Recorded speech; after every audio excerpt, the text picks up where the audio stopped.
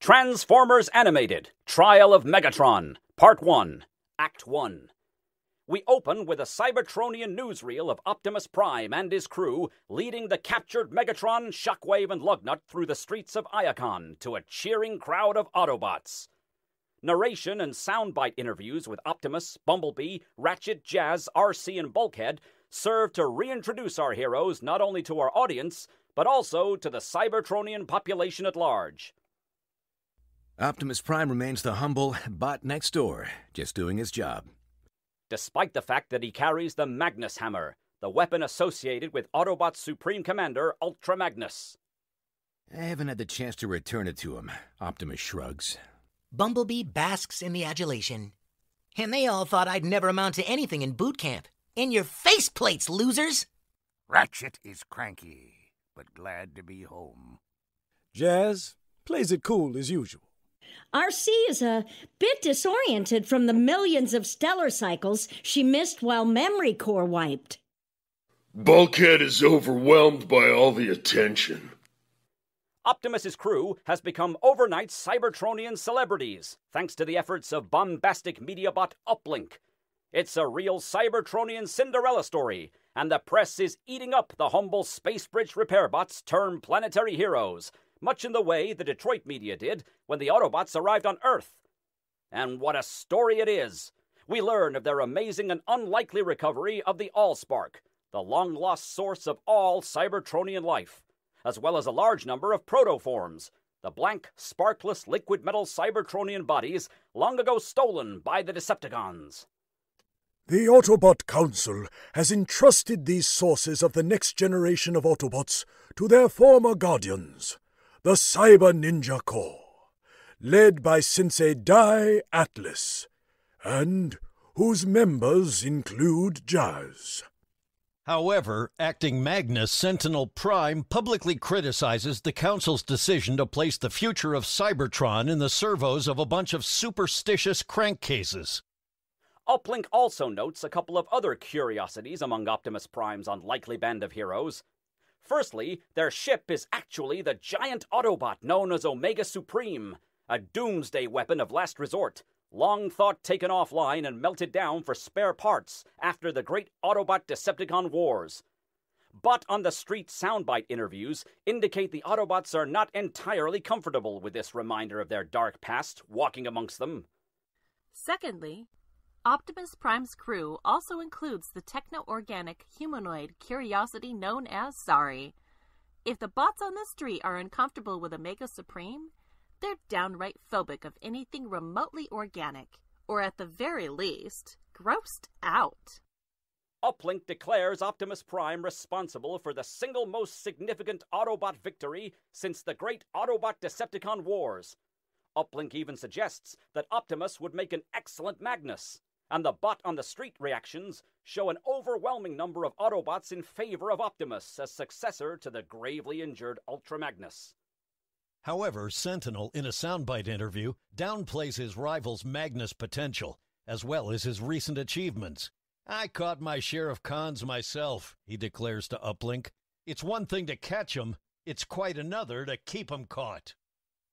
And where does Sentinel Prime keep him caught? In the brand new, state-of-the-art Trypticon prison, located in the heart of what was once the Decepticon capital city of Kaon. Here we see Decepticon prisoners Megatron, Shockwave, Lugnut, Blitzwing, Sycophant Starscream clone, and Liar Starscream clone stripped of their weapons, stasis-cuffed and mouth-clamped, while attended to by Minicons, smaller, semi-sentient, human-sized Autobots who communicate via R2-D2-style beeps, buzzes, and flashing lights. Uplink questions the wisdom of imprisoning the Decepticons in their own former capital city. Sentinel scoffs. "It's not enough to defeat the enemy, you have to break his spirit. Sure, Optimus and his maintenance bots caught a lucky break here, but we can never forget we're still at war." Sentinel brags that his elite guard forces have cut off the remaining Decepticons' main energon supply. "A starving enemy is a weak enemy," he boasts. Uplink counters that a starving enemy is also an enemy with nothing to lose. Sentinel looks directly into the camera and smiles. "Bring it on." Of course, every war has its casualties, narrates Uplink, as we learn of the heroic sacrifice of one of Optimus Prime's crew, the Cyber Ninja Prowl. From that, we see to Cyber Ninja Dojo, last seen in 5 Servos of Doom, where our heroes have gathered for a memorial to their fallen comrade. Jazz presides over the ceremony. Prowl's shell may be offline, but his spark still grooves with us. And that ain't no jive. His spark's in tight with the Allspark itself. And thanks to Prowl, some solar cycle, a brand spanking new generation of Autobots will get to make the scene from these protoforms we sprung from the con. Among the assembled group, RC stares longingly at the recovered protoforms. In the meantime, I'm just a teaching unit with no young bots to teach. Sari turns to RC and offers, "You could teach me. I've got a lot to learn about my Cybertronian half." From protoform this shell once sparked, declares Jazz, and to protoform it shall return. Prowl's lifeless shell is then lowered into a forge, where it's melted down into a new protoform, which joins the rows of protoforms in the vault of the dojo. When the ceremony is complete, a distracted sentinel saunters in. "So, what did I miss?" Everything, replies Optimus. As usual, adds Ratchet under his breath. Sentinel reminds Optimus that he has a lot of responsibilities as Magnus. Sentinel goes on to say he doesn't have time to pay tribute to every glitch detail jockey that goes offline. We then reveal Uplink, who caught every one of Sentinel's insensitive comments on camera. Sentinel instantly goes into spin control mode, which is why I make it a point to attend memorials for great Cybertronian heroes like Powwow. That's Prowl, corrects Optimus. "Why, what did I say?" asks a clearly oblivious Sentinel, who then pulls Optimus and Jazz aside and out of audio sensor shot of Uplink. "I get it," he whispers. "You bots are the greatest thing to hit Cybertron since Cubed Energon. But some of us haven't forgotten how some bots deserted my side," he adds, glaring at Jazz. Then dig this, says Jazz, ripping off his Elite Guard stripes and handing them to Sentinel. I'm Splitsville on the Elite Guard. From now on, I'm swinging a full-time Cyber Ninja gig. "Fine," replies a seething Sentinel. "As long as we're returning things," he says, turning to Optimus. "How about handing over the Magnus hammer to its rightful owner?" Optimus assures Sentinel that he was planning to do just that. Sentinel holds out his hand expectantly. But Optimus walks away with the hammer, telling Sentinel, "In fact, I'm on my way to see Ultra Magnus right now." Off Sentinel's chagrined expression, we wipe to Cybertron's Central Infirmary, where Optimus returns the hammer to Ultra Magnus, still hooked up to Spark support equipment as we last saw him in This Is Why I Hate Machines. Council Elders Alpha Trion and Perceptor flank their fallen leader as Optimus hands the hammer to Ultra Magnus. The sparking energy flowing through the hammer to Ultra Magnus is enough to temporarily revive him into a moment of lucidity. He knows his time is short and insists on an emergency council meeting right there and then. Optimus offers to contact Sentinel. But Ultra Magnus tells him that won't be necessary. The time has come to name a permanent successor. Sentinel Prime has the Elite Guard experience, but the Council must also take other factors into consideration. We need a leader who can inspire all Cybertronians and guide us into the future, declares Ultra Magnus. Optimus Prime, I once told you that being a hero wasn't in your programming. I've never been so pleased to be wrong.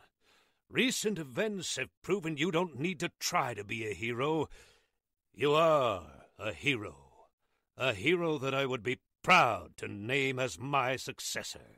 In an image reminiscent of Optimus handing the Matrix of Leadership to Ultra Magnus in Transformers the movie, Ultra Magnus hands the Magnus hammer back to Optimus, insisting he keep it. Optimus is taken aback. He doesn't know what to say. Every bot is making him out to be some kind of hero, but he's just a bot who's doing his job. Humility, smiles Ultra Magnus. Something that would be refreshing to see in a Magnus. And with that, Ultra Magnus's optics grow dim. His readout flatlines, and his shell turns gray, indicating he has finally gone offline. Optimus insists to Alpha Trion and Perceptor that he's not ready to be Magnus. Alpha Trion assures Optimus that he may have the hammer, but he's not Magnus. Yet the Council will make the final decision. But the will of the Autobots will weigh heavily on that decision. We pull back outside the room to reveal Sentinel listening in from the corridor. He's been listening in the whole time. "Not if I have anything to do with it," he mutters ominously. As we fade out, Act 2 on the bridge of Omega Supreme. Ratchet excitedly prepares for the grand reopening of his favorite hangout, McAdam's old oil house. RC is reluctant to go with him. It's not the sort of establishment that a teaching unit would frequent. Ratchet admits the clientele can be a lively bunch, but assures RC they're all gentle bots. Omega Supreme, however, declines to join them. "I just don't fit in here, Ratchet," he laments. Just because you were built to be a weapon of mass destruction doesn't mean you can't be a valuable member of Cybertronian society, insists Ratchet. "No, I mean I don't fit in here," responds Omega Supreme. With that, we reveal Robot Mode Omega Supreme standing outside McAdams, towering over the entire building, as Ratchet and RC exit down the ramp from his foot. He literally doesn't fit in here. Cybertron just isn't built for his scale. Tell me about it. I feel like I need mountain climbing gear just to sit on a footstool. A group of Autobots angrily tell Omega Supreme to move it. He's blocking traffic. Ratchet comes to his defense, but Omega transforms to ship mode and flies off. For a supposedly advanced race, we Autobots sure have a tough time accepting anyone that's different, Ratchet grumbles to RC. With that, we whip pan to Sari, scrambling to avoid the giant feet of organophobic Autobots who shriek at her presence like a cartoon elephant to a mouse. I wouldn't know anything about that. And FYI, I'm only half organic, she shouts to the retreating Autobots. Inside McAdams, Optimus and his crew are treated like celebrities, with every bot in the joint wanting to buy a can of premium oil for the heroes who took down Megatron and brought back the Allspark. Uplink is there, following Cybertron's new heroes and celebrities around, recording their every move. Much to the chagrin of Sentinel, who fumes at a table in the back with Jetfire and Jetstorm and his loyal stormtrooper-like police bots. Meanwhile, Bumblebee revels in the adulation and takes the opportunity to rub it in his old boot camp platoon mate Ironhide's face. Bulkhead tries to get his buddy to just let it go. Ratchet and RC try to have a conversation, but can't hear one another over the din of noise. Sara is not having much more fun as she scrambles to avoid getting stepped on by giant Autobot feet. She needs her jetpack just to keep at eye level with her Autobot friends. Plus, she's not much of an oil drinker. Apparently, she's got enough Allspark energy stored up to sustain her indefinitely. Still, I could really go for the burger bot right now, she laments to Bulkhead.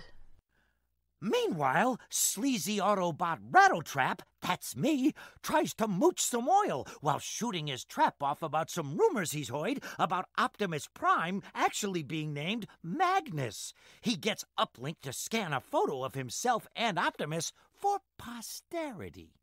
While Optimus tries to downplay the rumors as mere speculation.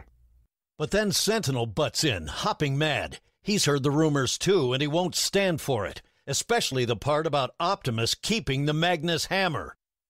Optimus tries to calm Sentinel. But Bumblebee makes matters worse by jumping on a table and toasting Optimus Magnus to the cheers of the crowd. Optimus blocks Sentinel from throttling Bumblebee. "Leave him alone. It's just the oil talking. But Sentinel takes it as an aggressive move and sicks his police bots on Optimus. Which results in a classic barroom brawl as every bot in the joint comes to Optimus's defense. Gentle bots? RC says archly to Ratchet as an Autobot comes flying back and smashing into their table. Optimus has to use his jetpack to rescue Sentinel from the angry mob and fly him above the fracas. Uplink captures the whole thing on his vid scanners and broadcasts the story on the Cybertron Information Network the next day, clearly pinning the blame for the brawl on Sentinel's abuse of power, and repeatedly showing the footage of Sentinel's humiliating rescue by Optimus. Uplink urges the bots of Cybertron to be the judges on who would make the better Magnus. Sentinel's energy lance smashes the giant vid screen displaying the broadcast. He needs some spin control and fast. Later, in a Cybertronium classroom, RC eagerly prepares her materials for sorry Cybertronian education. Ratchet shows up with a gift for RC, sort of an apology for their disastrous night out at McAdams. It's a pair of laser swords. I was trying to make laser pointers for your lectures, but I think I got a little carried away. Aw, RC thinks it was very thoughtful of him. Ratchet stammers that maybe they could try again to have a night out together. Somewhere quiet this time. RC smiles. I'd like that. Then how about tonight? Asks an eager Ratchet. Before RC can answer, however, Ironhide rolls into the classroom and informs Ratchet he is to report to the Metroplex right away on orders of Acting Magnus Sentinel Prime. Ratchet reluctantly rolls off with Ironhide. A little later, Ironhide and Ratchet arrive in the former Project Omega lab, where Sentinel has assembled Cybertron's top scientific minds and technicians, including Perceptor, Wheeljack, and Red Alert. Ratchet remembers this place all too well. Whatever Sentinel has in mind, it can't possibly be good. Sentinel explains that their task is to design and build him a suit of armor that will inspire the respect and awe of Autobot and Decepticon alike. Oh, and it has to fly. Some bots feeling a little inadequate. Classic case of hammer envy, mumbles Ratchet. Sentinel promises to divert any and all necessary resources to Project Power Master. Now get cracking! I expect results within a decacycle. As Sentinel leaves, Ratchet grumbles. And maybe while we're at it, we can turn water into energon. Wipe to deep space, where an oil tanker-like cargo ship transports a shipment of energon to the asteroid posts on the far edge of the galaxy. Beachcomber captains the ship, muttering to himself that this has to be the most boring job in the entire Cybertronian service, except space bridge repair. I'd have to delete my own code if I got stuck with that assignment. Space bridge repair. Yuck. Suddenly, all the lights go out, and the ship powers down. Oh no. Beachcomber chalks it up to a faulty fuse? But outside the ship, we see the true cause, as Decepticon Blackout clings to the side of the ship, punching his way through the hull and grabbing Beachcomber. Who reacts in typical laid-back style? Dude, that is so not cool. I'm like totally alone, totally unarmed, and totally not paid enough to put up a fight. So just take the energon, and it's totally casual, okay? But Blackout clearly has much more lethal intent, as he literally drains the life out of Beachcomber.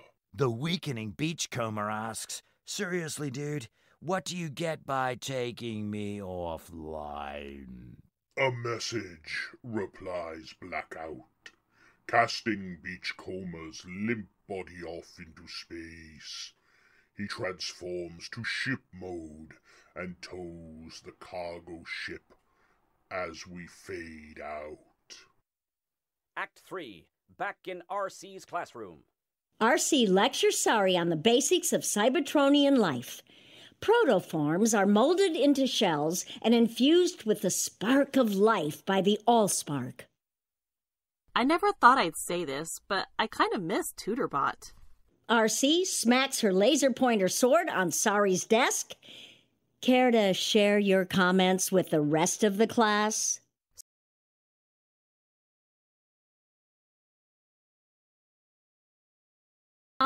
I am the rest of the class.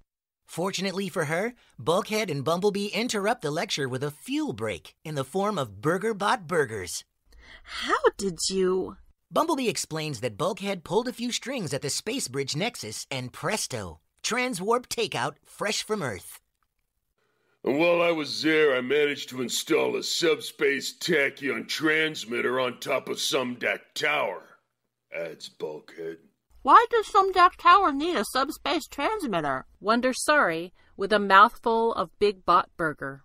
Hello, Sari, answers a familiar voice. Sari turns to see Sumdac on the viz screen. Daddy! She cries in delight. Sumdac reveals he's been busy investigating strange crystalline formations that have been springing up all around Detroit. Bulkhead instantly recognized the crystalline growth as raw energon. He saw enough of the stuff growing up on the energon farm, so he ought to know. But how did it suddenly start forming on Earth? Chemical reaction from the Allspark shield Prowl made when we last fought Megatron. Sari replies knowingly. RC compliments her star pupil on her intuitive understanding of Cybertronian geology. Must be the protoform in me. Sari shrugs, standing next to a sample protoform in the classroom. So, does it look like my baby pictures? Sumdac doesn't recognize the protoform. Are they all that big? He asks. The one he found in his lab was human size. That's impossible, insists RC. Protoforms are uniform size. Sari suddenly looks worried. Then what am I? Bumblebee promises to get Sari the answers she's looking for. What do you know about it? Bumblebee insists it's not what you know, but who you know. Dissolved to the Allspark, now housed along with the protoforms in the Cyber Ninja Dojo's protoform chamber. Sari and Bumblebee stand before the Allspark, accompanied by Optimus, who thanks Jazz for letting them in. Anything for the big brass top cat, replies Jazz. Optimus insists he's not top anything yet. Don't sell yourself short, Big Bot, nudges Bumblebee.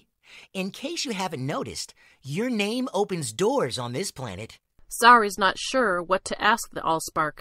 Her previous conversations with it haven't exactly been wordy. But suddenly an image begins to form within the glowing energy of the Allspark. An image of Prowl. He tells Sari to stop looking to the past to find her future. Once you carried a key. Now you are the key. The key to the future of Cybertron and Earth. Sari doesn't care about all that. She wants to know who she is, what she is. Make the Allspark tell me, she insists. Prowl explains that he cannot control the Allspark. He is merely part of the Allspark, fulfilling its will. So what is its will? What does it want? What the Allspark has always wanted, and what it always will want, replies Prowl. Life. The Allspark then projects 3 separate images in front of Sari, Optimus, and Bumblebee. Sari sees a Cybertronian spark merging with a DNA double helix. Optimus sees an image of himself growing to Megatron's scale and grappling with the Decepticon. Bumblebee sees an image of himself wearing an Elite Guard symbol. What's that supposed to mean? I don't know, replies Bumblebee, but I like it. Later, on the streets of Iacon, whose giant billboards are plastered with images of Optimus carrying the Magnus Hammer. Sentinel walks with Cliffjumper, pleading with him to try and dig up some dirt on Optimus. So, you're asking me to waste Cybertron intel resources just to make you look good? Cliffjumper asks incredulously. It's not about making me look good, asserts Sentinel. It's about making him look worse. Cliffjumper insists it's still not part of his job. Not an official part of your job, Counter Sentinel. That's why I'm asking you here, outside the Metroplex. Not as your superior, but as your friend. You're neither, replies Cliffjumper. And as far as I'm concerned, this conversation never happened. Sentinel calls to Cliffjumper, who walks away. So, you gonna help me with this, or what? But another voice calls to Sentinel from the shadows. I can help you. It's Rattletrap, who insists he's a bot of all trades who knows how to get stuff. He offers Sentinel a photo of Optimus palling around with Megatron, who has his arm around Optimus's shoulder. It's obviously a sloppily cropped image of the photo of Rattletrap and Optimus in McAdams, with Megatron's head inserted over Rattletrap. Sentinel shoves Rattletrap aside, confiscating the photo and threatening to have Rattletrap arrested if he ever sees him again. Sentinel walks away, examining the photo, musing to himself, "You know, if we clean this up, it might actually work." Meanwhile, Bulkhead returns to the Energon farm on Cybertron's moon. He has a sample of the raw Energon he transwarped in from Sumdac on Earth, which looks much healthier than the withered crystalline formations growing in the fields. Tractor, a grizzled old farmer bot, test Bulkhead's sample. It's 10 times more potent than raw Cybertronian Energon. Unfortunately, it's got organic components, so they couldn't grow it on Cybertron. Too bad, though, muses Tractor, looking at the dismal Energon crystals in the field. Crop's been getting worse every year. Holding up Bulkhead's Earth Energon sample, Tractor declares, "Whoever controls this stuff controls the future of Cybertron." Cut to Sentinel's office in Fortress Maximus, where Sentinel, flanked by Jetfire and Jetstorm, has summoned Bumblebee. "I'm talking about the future of Cybertron," Sentinel purrs to Bumblebee. "But mostly I'm talking about your future, in the Elite Guard. We need heroes like you. I need heroes like you." Bumblebee is taken aback. Wow, it's almost like the Allspark willed it or something. Sentinel smiles, holding out an Elite Guard symbol tantalizingly to Bumblebee. "Now, of course, there's just the small matter of your public endorsement of me as Magnus." Bumblebee's face falls. He knew there had to be a catch. He's not sure he could betray Optimus like that. "Don't think of it as betraying Optimus," asserts Sentinel. "Think of it as securing your destiny." Bumblebee is torn. He asks Sentinel if he can think about it. "Absolutely," says Sentinel. "You have one solar cycle." After Bumblebee leaves, Jetfire and Jetstorm questioned why Sentinel must resort to bribery to gain endorsements. Sentinel insists this is war, and he's doing what has to be done. But it's still not enough. He still needs some bot to shadow Optimus and dig up some dirt on him. Jetfire and Jetstorm volunteer. But Sentinel shoots that down. They're too obviously in his camp. At that moment, Ironhide rushes in with an important message for Sentinel, who ignores him while he muses, "I need some bot anonymous, some bot you'd never notice, some bot who just fades into the background and doesn't call attention to himself." The whole time he says this, Ironhide tries in vain to get Sentinel's attention. Until Jetfire and Jetstorm finally point him out. "Sorry, didn't notice you there." Say, the gears suddenly turn in Sentinel's head. Ironhide reports increased Decepticon activity moving in toward Cybertron from the Galactic Rim. But Sentinel is more fixated on his plan. He offers Ironhide a new assignment as Optimus Prime's Shell Guard. Clearly a great hero like Optimus is a Cybertronian treasure that needs protection. He tells Ironhide to stick to Optimus like space barnacles and report back on everything he observes. Everything. Back on the Energon farm, Bulkhead relaxes, remarking how much more peaceful and quiet it is here, not like the hustle and bustle of Cybertron. Unfortunately, that peace and quiet is short-lived, as a Decepticon strike team, led by General Obsidian, swoops down on the Energon fields, and we fade out.